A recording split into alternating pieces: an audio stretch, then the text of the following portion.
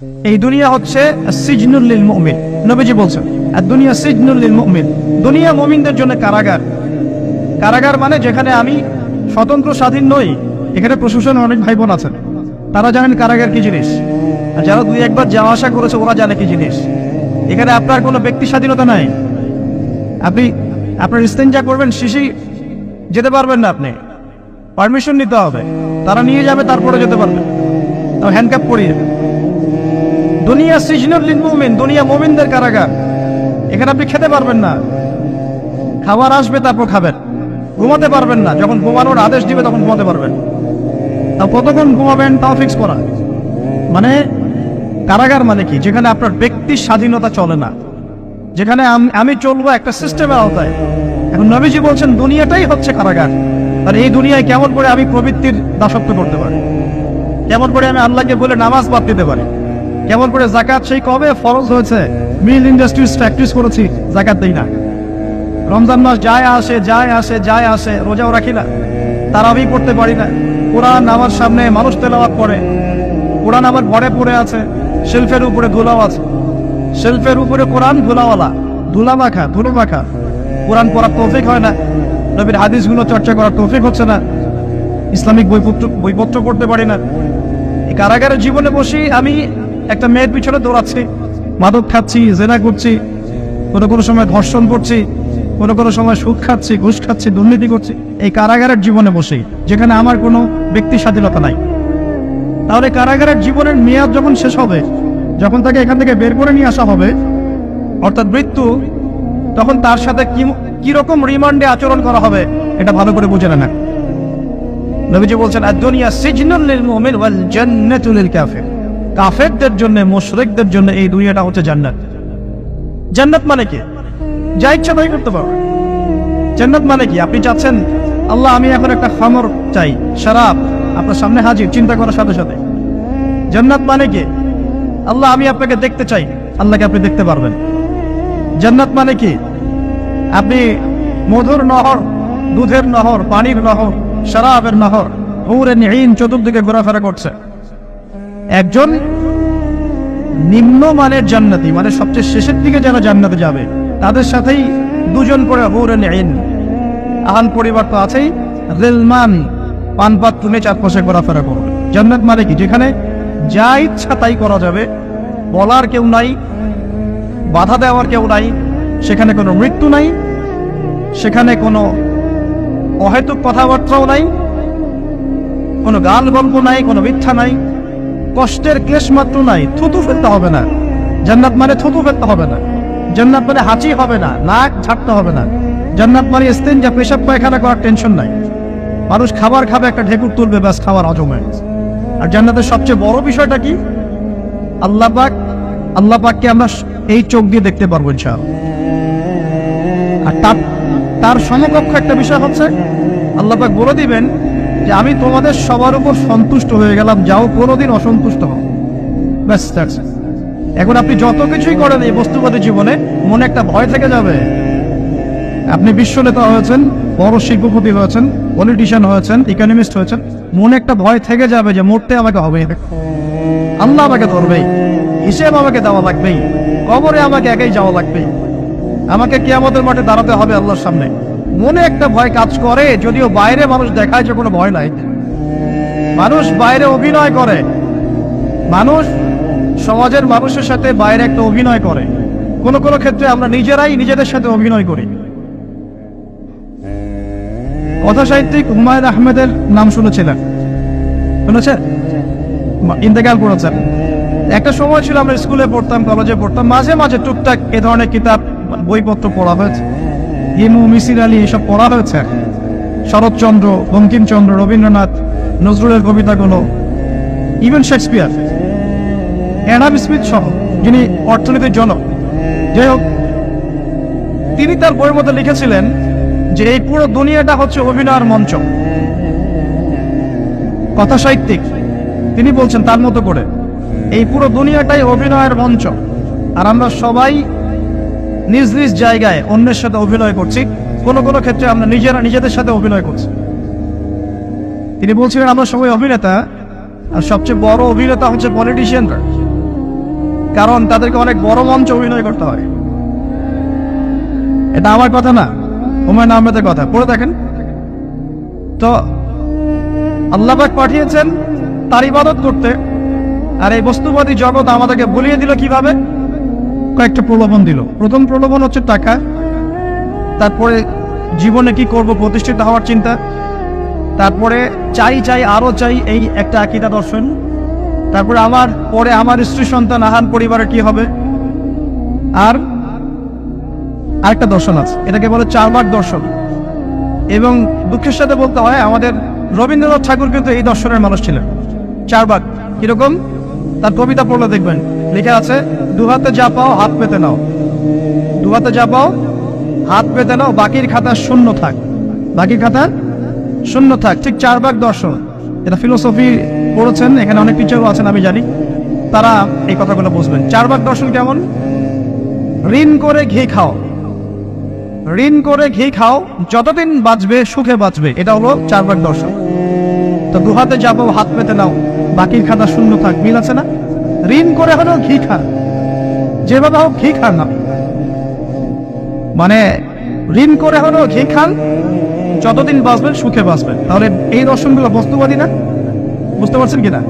Materialism, বস্তুবাদিতা, মানে আপনি চোখের সামনে যা দেখছেন এই দুনিয়া, যেভাবে হোক অর্জন করে নেন, বাকির খাতা শূন্য থাক। ইসলামিক কনসেপ্ট এর টোটাল ডিফারেন্ট কনসেপ্ট। ইসলামের ঈমান, আকীদা, ইসলাম, পরকাল, মুহাম্মদ সাল্লাল্লাহু আলাইহি ওয়াসাল্লামের আদর্শ সম্পূর্ণ ডিফারেন্ট। আমরা বলি কি, এই দুনিয়াতে আমরা মুসাফির, দুনিয়াতে আমরা কি মুসাফির, কে কতদিন থাকবো কোনো ঠিক নাই। নবীজি বলেন, হে আব্দুল্লাহ বিন ওমর, তুমি দুনিয়াতে মুসাফিরের মতো থাকো, সকালবেলা উঠলে সন্ধ্যার অপেক্ষা করো না, সন্ধ্যাবেলা হলে সকালের অপেক্ষা করো। দর্শনের মধ্যে কত পার্থক্য না, আকাশ পাতাল পার্থক্য না?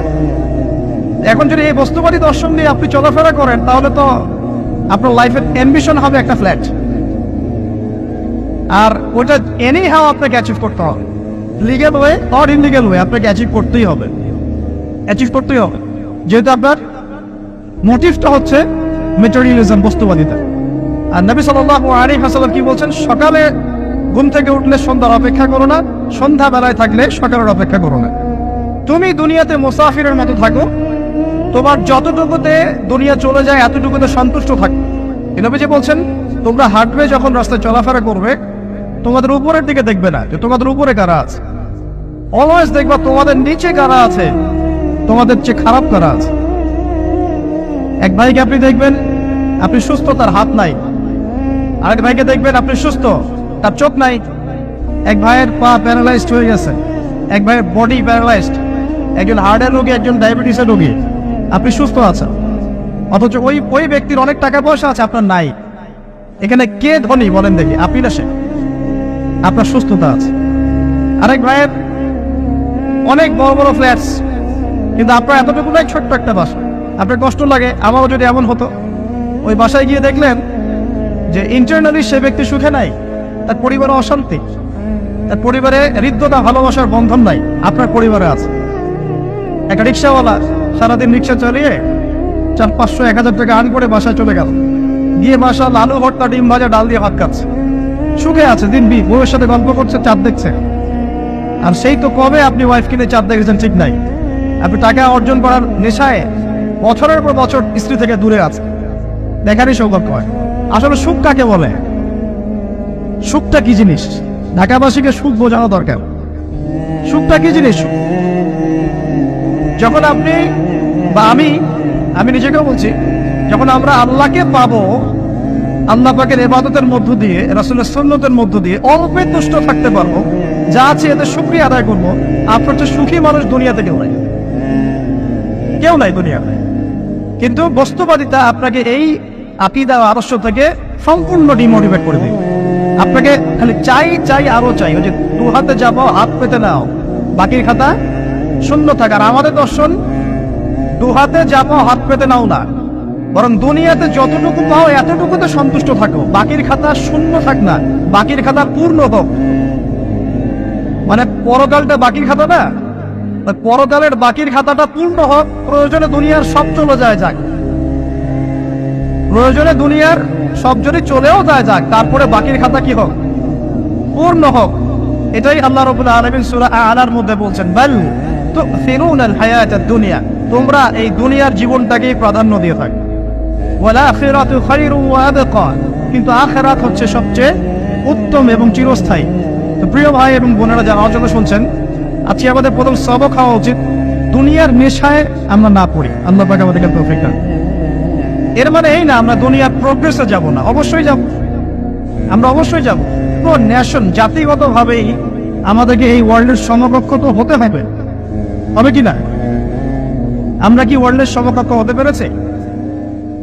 আপনাদের কি মনে হয় মিলস, ইন্ডাস্ট্রিজ, ফ্যাক্টরিজ, সেতু, ফ্লাইওভার এইগুলো করলেই মনে হয় যে ওয়ার্ল্ডের সমকক্ষ হওয়া যায়? প্রত্যেক জনগণ ভিতর থেকে সুখী কিনা, তাদের অন্ন, বস্ত্র, চিকিৎসা, শিক্ষা, বাসস্থান, এই যে মৌলিক চাহিদা, বেকারত্ব ঘোচানো, তিন বেলা খাওয়া খেয়ে পরে বাঁচা, জীবনের অধিকার, সিকিউরিটি, এই জিনিসগুলো আমাদের নিশ্চিত হচ্ছে কিনা, এটা হচ্ছে আপনার উন্নতির মানদণ্ড। উন্নতির মানদণ্ড কি? আমরা এখন যেখানে আছি না, 1776 সালে অ্যাডাম স্মিথ তার চেয়ে আগের জায়গায় ছিল। 1776 সালে অ্যাডাম স্মিথ একটা বই লিখেছেন, তার নাম হচ্ছে যে দ্য ওয়েলথ অফ নেশন, এই কিভাবে একটা রাষ্ট্রের ওয়েলথ ফাংশন করে। ওই 1776 সালে তিনি যে চিন্তাগুলো করেছেন, এখন পর্যন্ত আমরা সেই চিন্তা বাস্তবায়ন করতে পারি নাই। 1776 সালের চিন্তা, কিন্তু ওই চিন্তা বাস্তবায়ন করেছে পশ্চিমারা। পশ্চিমা সভ্যতা যেটা আপনি দেখছেন দাঁড়িয়ে আছে, এই একটা বইয়ের উপর দাঁড়িয়ে আছে। যেমন একটা এক্সাম্পল দিই, আলোচনা আর কঠিন হয়ে যাবে, অন্যদিকে যাব। আমরা মনে করি যে অর্থনীতি আমরা নিয়ন্ত্রণ করব, ঠিক আছে, অর্থনীতির পুরো বিষয়গুলো আমরা নিয়ন্ত্রণ করে আমরা সমৃদ্ধি নিয়ে আসবো। আসলে বিষয়টা কি জানেন? অর্থনীতির নিজের একটা ফ্লো আছে, ও নিজেই নিজেকে নিয়ন্ত্রণ করে, এবং তার উপর একটা ইনভিজিবল হ্যান্ড থাকে, অদৃশ্য হাত, যেটা আমরা বলি আল্লাহ রাব্বুল আলামিন। আল্লাহ রাব্বুল আলামিন এই পুরো অর্থনীতিকে নিয়ন্ত্রণ করে। আমরা যখন সেটাকে ইন্টারফেয়ার করতে যাব, তখন ইকোনমি কলাপস করে যাব। এই যে করছে কলাপস। আরো ব্যাপার আছে, শুধু ব্যবসা, অর্থনীতি, এক্সপোর্ট ইম্পোর্ট, এগুলোকে তিনি জাতির মানদণ্ড বলতেন না। তিনি বলতেন যতক্ষণ পর্যন্ত জাতির প্রত্যেক ব্যক্তির মধ্যে এথিক্স না আসবে, নীতি যতক্ষণ পর্যন্ত না আসবে, আপনি করাপশন থামাতে পারবেন না। তাই হয়েছে না? শুধু ব্যবসা না, আদর্শ কতটুকু আছে? এই যে আপনি দেখছেন বিভিন্ন জায়গায় ভেজাল খাবার খাওয়াচ্ছে, ওদেরকে টাকার অভাব আছে? ওদের টাকার কিন্তু অভাব নাই। নেম ফ্রেমের কোনো ঘাটতি আছে? এস্টাবলিশড বিজনেস, তাহলে কেন আপনাকে ভেজাল খাওয়াবে? কারণ তার মধ্যে এথিক্স নাই, নীতি নাই। এই জন্য জাতির প্রত্যেক সদস্যকে, মানে প্রত্যেক জনগণের প্রত্যেককেই আগে নীতিগত শিক্ষা দেওয়া উচিত। আর এই কাজটাই করে ইসলাম, বলে সুবহানাল্লাহ। এই এথিক্স এবং নীতি শেখায় কে? ইসলাম। ইসলামের চেয়ে সার্বজনীন ভাবে এবং যুগোপযোগী ভাবে কেউ এথিক্স শেখাতে পারবে না। কাগজে কলমে অনেকে অনেক কথা বলতে পারে, প্র্যাকটিক্যালি শেখাবে কে? ইসলাম। এখন বলতে পারেন তাহলে মুসলিমদের মধ্যে দুর্নীতি কেন, মুসলিমদের মধ্যে কেন এই সমস্যাগুলো হয়? উত্তর একটাই, ওই যে স্যার বলে গেলেন, আমি বিভিন্ন ওয়াজে যে এক এক জায়গায় এক এক কথা বলে। উত্তরটা কি? উত্তরটা হচ্ছে যে কোরআন এবং সুন্নাহর সঠিক যে শিক্ষাটা আছে, এই শিক্ষাটা আমরা অনেকেই বাস্তবায়ন করতে পারছি না। এটা আমাদের ব্যর্থতা। এটা কাদের ব্যর্থতা? এটা আমাদের ব্যর্থ। এখানে আমাদের ব্যক্তি স্বার্থ থাকতে পারে, এখানে আমার জ্ঞানের স্বল্পতা থাকতে পারে, আমার ভিতরে অহংকার থাকতে পারে, বা আমি অল্প শিক্ষিত হতে পারি, এবং এমন হতে পারে আমার জ্ঞানটা যুগোপযোগী না। ইসলামিক জ্ঞান আমার মধ্যে আছে, কিন্তু কিভাবে এই জ্ঞান দিয়ে ওয়ার্ল্ডকে ডিল করবো, এই জ্ঞানটা আমার মধ্যে নাই। এই কারণে আমরা হয়তোবা ইসলাম, কোরআন সুন্নাহ হাতে থাকার পরেও এই সমস্যাগুলো ফেস করছি। প্রথম সমস্যা হচ্ছে বস্তুবাদিতা। আল্লাহ পাক আমাদের সবাইকে, যারা আলোচনা শুনছে, দুনিয়ার প্রেমিক হওয়া থেকে বাঁচাক বলি আমি। দুনিয়ার প্রেমিক না, প্রেমিক হবো কার? আল্লাহর আখিরাতের। কতটুকু দাম আছে দুনিয়ার? আল্লাহ পাক বলছেন একটা মাছির পাখার সমানও না। একটা মাছির পাখার কি দাম আছে আপনার কাছে? আল্লাহ পাক বলছেন পুরো দুনিয়ার দাম আমার কাছে যদি একটা মাছির পাখার সমান হতো, তাহলে এই দুনিয়াতে কোনো কাফের মুশরিক পানি পান করতে পারতো না। তার মানে এই দুনিয়াতে যা করো করো, আমার তো কোনো দামই নাই দুনিয়া। কালকেই তো আমি দুনিয়া ধ্বংস করবো। আর ওই যে দুই জাতির কথা বললাম, জিন এবং মানব জাতি, আপনারা সূরা আর রহমান পড়বেন। রহমান নামটা অনেক ব্যাপক, দয়াময়ের নাম, তার মানে আল্লাহ পাক মার্সিফুল, মোস্ট মার্সিফুল। কিন্তু এই সূরা আর রহমানে একটা ভয়ঙ্কর আয়াত আছে, কি? সানাফরুগু লাকুম